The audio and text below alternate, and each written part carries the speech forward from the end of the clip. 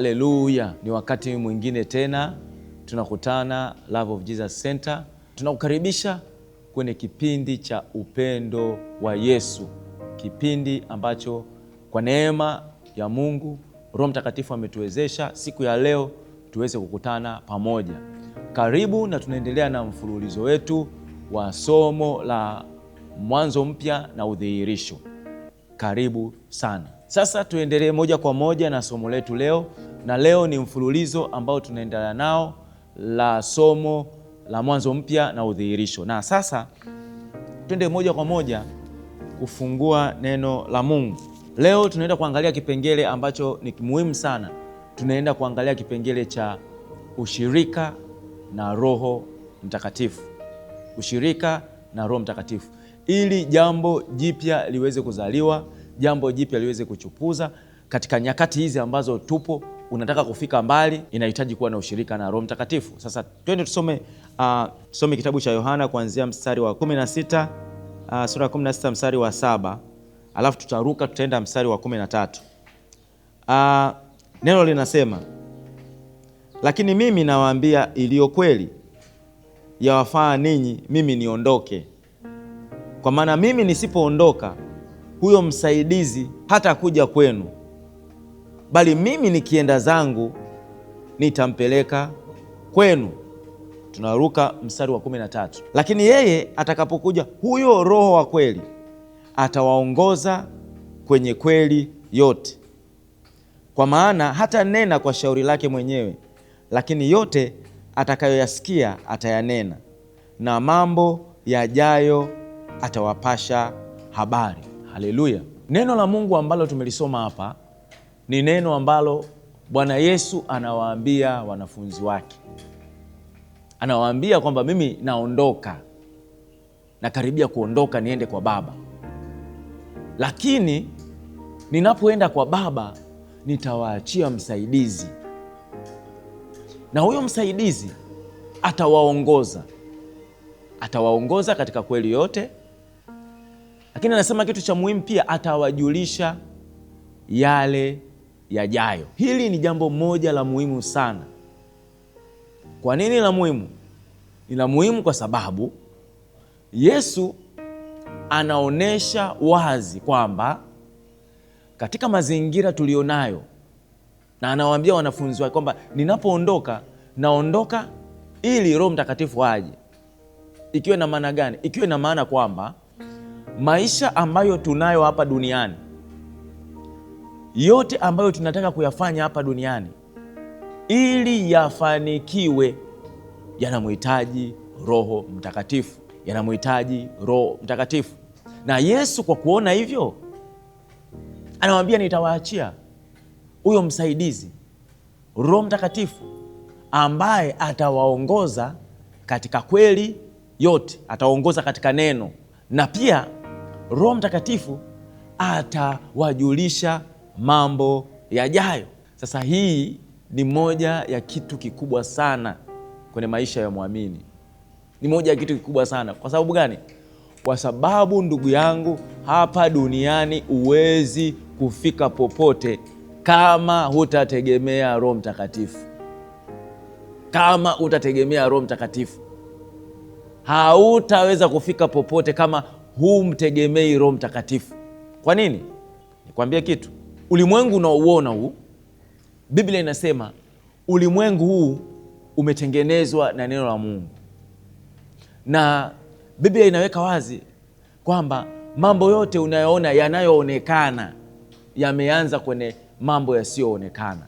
Yaani vitu vyote unavyoviona, ambavyo unaviona kwenye uhalisia kwa macho yako ya nyama, yameanza kwenye kitu kisichoonekana. Chochote, mradi, biashara, kampuni, chochote kimeanza kwenye kitu kisichoonekana. Na kwa kuwa hiyo ni muhimu, ina maana kitu kisichoonekana au jambo lisiloonekana, kwa maana nyingine, chochote unachokiona katika ulimwengu wa nyama kimeanza kwenye ulimwengu wa roho. Kimeanza kwenye ulimwengu wa roho. Sasa twende moja kwa moja kwenye kitabu cha Waebrania 11. Waebrania 11 Twende Waebrania 11:3. Anasema hivi, kwa imani twafahamu ya kuwa ulimwengu uliumbwa kwa neno la Mungu. Ulimwengu ina maana ulimwengu ulianza kuumbwa kwa neno, ulianzia rohoni, haujaanzia mwilini. Vitu vyote tunavyoviona ulimwenguni vilianzia nini? Rohoni, vimeumbwa kwa neno la Mungu. Inakuja sehemu ya pili, anasema hivi, hata vitu vinavyoonekana havijafanywa kwa vitu vilivyo dhahiri. Maana yake ni nini? Hata vitu unavyoviona vinavyoonekana havijafanywa na vitu vilivyo dhahiri. Maana yake ni kwamba havijatengenezwa au havijafanywa, havijaanzia mwilini, vimeanzia katika ulimwengu wa roho. Sasa swali linakuja, kama vimeanzia katika ulimwengu wa roho, mimi natakiwa nifanye nini? Unaweza ukajiuliza.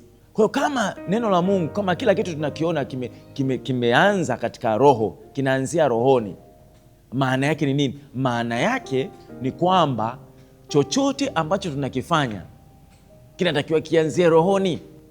Sasa Roho Mtakatifu ndio anayetuwezesha sasa, na ndio maana Yesu akasema naondoka ili niwaachie Roho, atawaongoza. Kwa sababu gani?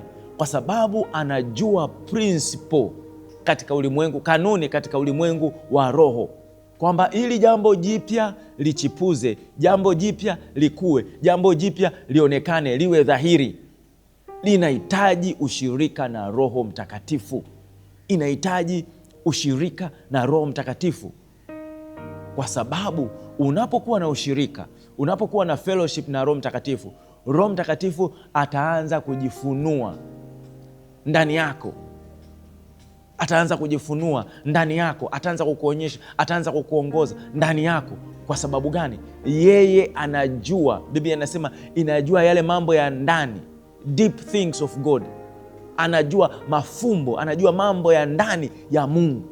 Na kwa sababu yeye anayajua hivyo, tunapomtegemea yeye, tunapokuwa na ushirika na yeye, ina maana tunafanya ile safari yetu hapa duniani kuwa rahisi. Safari yetu hapa duniani kuwa rahisi.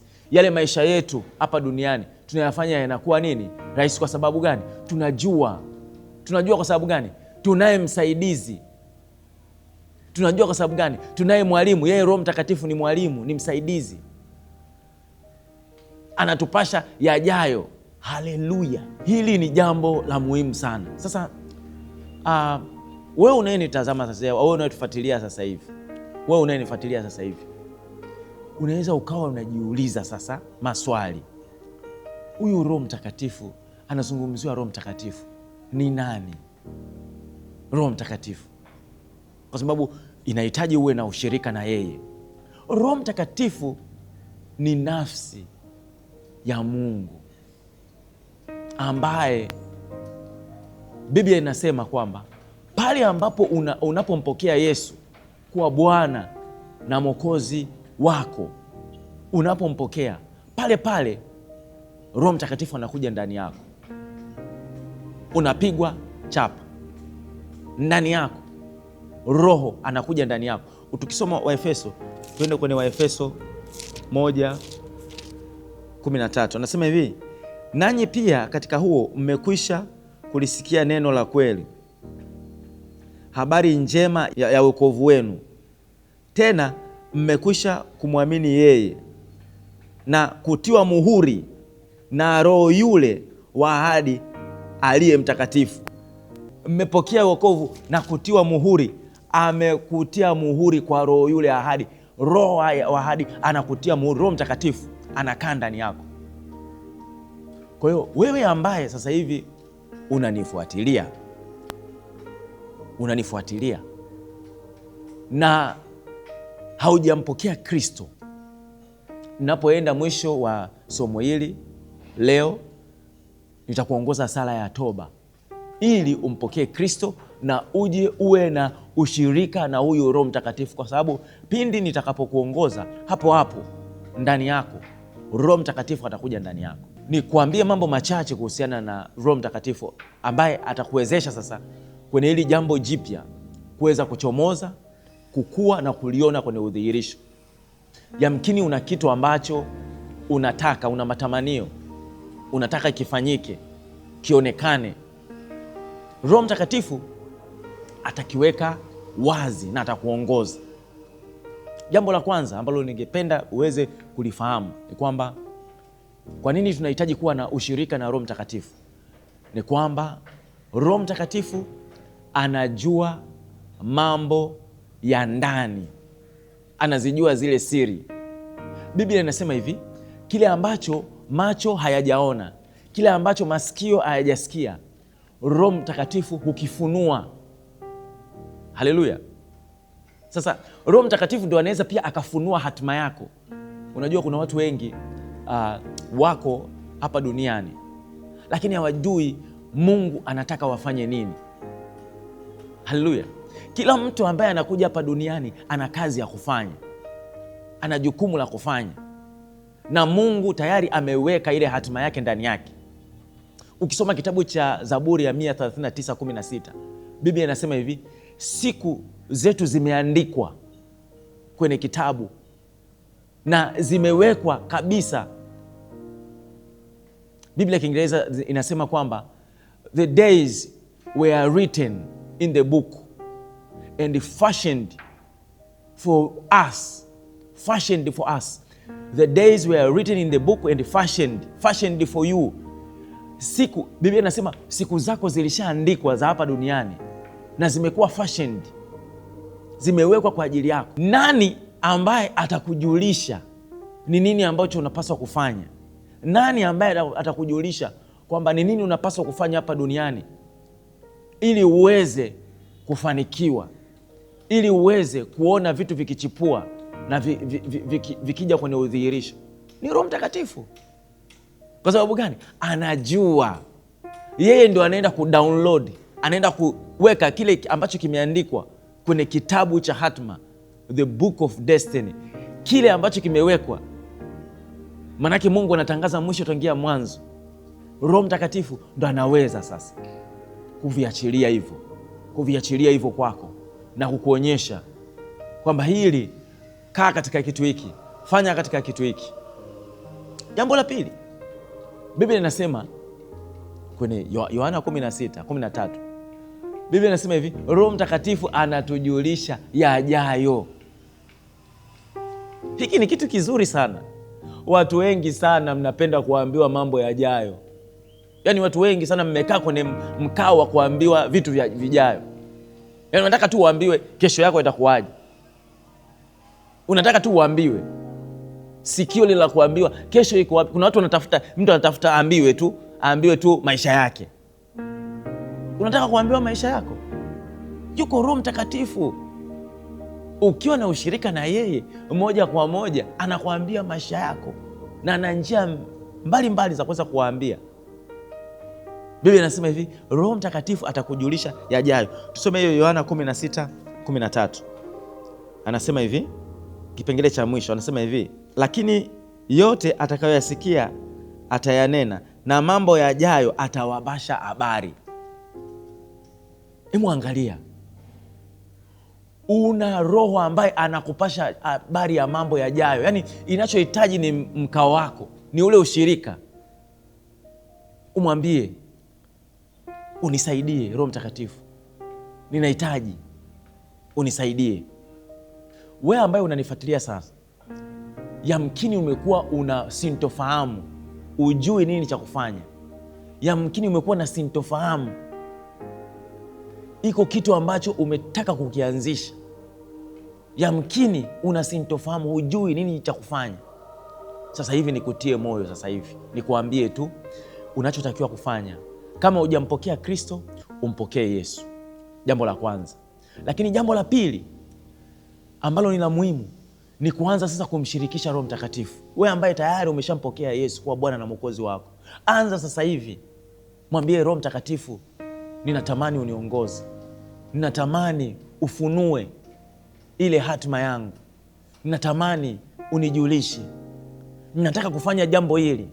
Roho Mtakatifu, ninakuomba, sitaki kupotea. Nataka kukaa kwenye kusudi lako. Niwezeshe. Roho Mtakatifu, anza kumwambia Roho Mtakatifu na utaona ataanza kujifunua. Ataanza kujifunua kupitia neno lake. Ataanza kujifunua kwako kupitia ndoto, kupitia maono, kupitia watumishi wake, utaanza kuona, kwa sababu ni mapenzi yake sisi kuweza kukaa katika kumtii yeye na kufuata ile kusudi ambalo ameliweka. Ningependa nikuombea sasa hivi, wewe ambao hujampokea Kristo na unataka huwa na ushirika na Roho Mtakatifu, kwa sababu huyu ndo atakaye kuwezesha sasa. Rudia sala hii, sema: Bwana Yesu, ninakuja mbele zako, mimi ni mwenye dhambi, nimesikia habari za kuwa na Roho Mtakatifu, na ndani yangu ninatamani huyu Roho Mtakatifu akae ndani yangu. Bwana Yesu, ninaomba unisamehe, ninaomba unirehemu dhambi zote nilizofanya. Ninaamini kwamba wewe ulikufa, ukazikwa, ukafufuka, na sasa hivi uko hai. Bwana Yesu, karibu ndani yangu, ninakupokea kuwa Bwana na Mwokozi wa maisha yangu. Haleluya! Ongera sana kwa kumpokea Yesu kuwa Bwana na Mwokozi wa maisha yako. Sasa hivi emufunga macho, naweza kuomba na wewe, na ninakuombea Roho Mtakatifu ndani yako. Baba, katika jina la Yesu Kristo, nakushukuru kwa ajili ya maisha ya kila mmoja, huyo ambaye amekupokea na huyo ambaye tayari alishaokoka lakini anataka ujazo wa Roho Mtakatifu. Baba, katika jina la Yesu Kristo, ninaenda kinyume na vikwazo vyovyote juu ya maisha ya watu hawa sasa hivi, katika jina la Yesu Kristo. Bwana Yesu, umesema umetuachia Roho, na huyu Roho atatuongoza katika kweli yote. Baba, ninatamka sasa, Roho Mtakatifu, kila anaye sikiliza saizi hapa, kila anayefuatilia sasa hivi, kwa jina la Yesu Kristo, ninatamka nguvu za Roho Mtakatifu, ninatamka ujazo wa Roho Mtakatifu, ninatamka kiu ya neno la Mungu katika jina la Yesu Kristo, kwa maana Baba umesema utatuongoza katika kweli yote. Roho Mtakatifu atatuongoza katika kweli yote. Kupitia kweli, ninatamka kiu ya neno la Mungu, kiu ya neno la Mungu katika jina la Yesu Kristo. Roho Mtakatifu, zidi kujifunua kwenye maisha ya watu hawa katika jina la Yesu Kristo. Baba, ninakushukuru kwa ajili ya maisha ya kila mmoja. Asante kwa ajili ya uponyaji katika jina la Yesu Kristo. Asante kwa maana umewafungua. Kuna watu wameponywa sasa hivi katika jina la Yesu Kristo. Baba, ninakushukuru kwa ajili ya nguvu zako. Roho Mtakatifu, zidi kuwa pamoja nao katika jina la Yesu Kristo. Asante Roho Mtakatifu kwa uweza wako na nguvu zako kwenye maisha ya kila mmoja.